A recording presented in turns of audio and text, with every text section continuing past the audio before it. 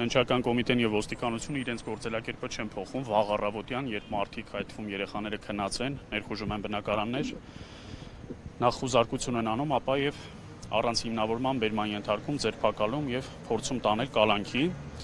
Ասել, որ Չալաբյանը չէր սպասում այս սցենարը, սխալ կլինի, մենք շատ ենք քննարկել իր հետ, հատկապես հետընտրական այս մի քանի շաբաթվա ընթացքում ակնհայտ էր, որ վարչախումբը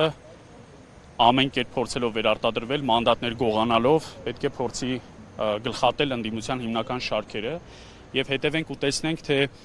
ինչպես են հետևողականորեն մեկուսացվում ընդդիմության առաջատարները եւ կազմակերպչական եւ մտքի արտադրության իմաստով։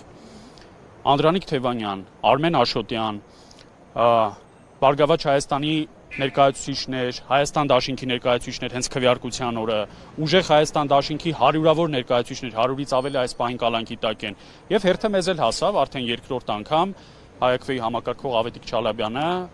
կալանավորվեց, առաջին անգամ ուզում եմ հիշեցնել, որ դիմադրության շարժման օրերին էր կալանավորվել, 3 ամիս անցկացրեց անազատության մեջ, դարձյալ շինծու մտածածի մեղադրանքով։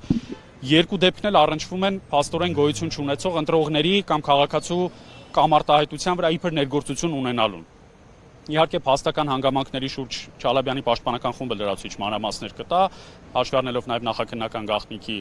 հանգամանքը, բայց մեր գնահատականը շատ հստակ է, որ սա քաղաքական հետապնդում է եւ ՀԱԵԿՎ-ն որպես ինստիտուցիոնալ կառույց գլխատելու, կազմալուծելու փորձ,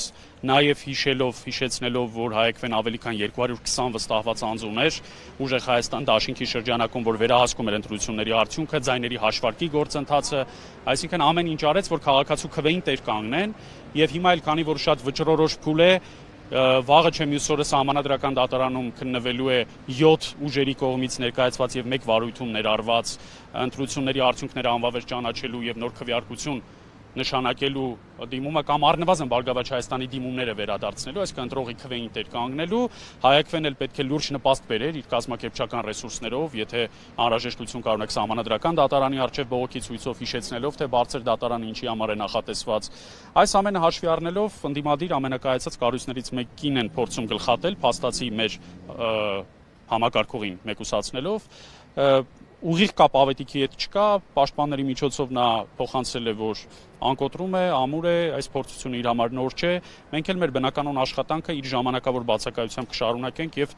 օրինական բոլոր միջոցներով հետամուտ կլինենք նրա շուտապույտ ազատ արձակման։ Դիտորդից նշում են, որ իրենց ներկայացրած փաստական հիմքի վրա է ըստ էության այս գործը հարուցվել, նշվում էր, որ այնտեղ Հայաստանում Ռուսաստանի քաղաքացիների վրա ինչպես է ենթադրաբար պարոն Չալաբյանը անդրադարձել կամ ներգործություն ունեցել, սրա վերաբերյալ ինչ կասի։ Փաստական հանգամանքների հետ կապված որևէ բան չեմ կարող ասել, քանի որ դա բացառապես պաշտպանական խմբի մենաշնորհն է։ Մեր գնահատականը ծանոթանալով այն ամենին, ինչ որ հրապարակվել է, որում էական փաստական անճշտություններ կան, քանի որ մենք գործընկերներ ենք եւ ամեն օր ինֆորմացիա փոխանակվում ենք, նույնիսկ մենք ենք արձանագրել, որ շատ փնթի կազմված մեղադրական եզրակացություն է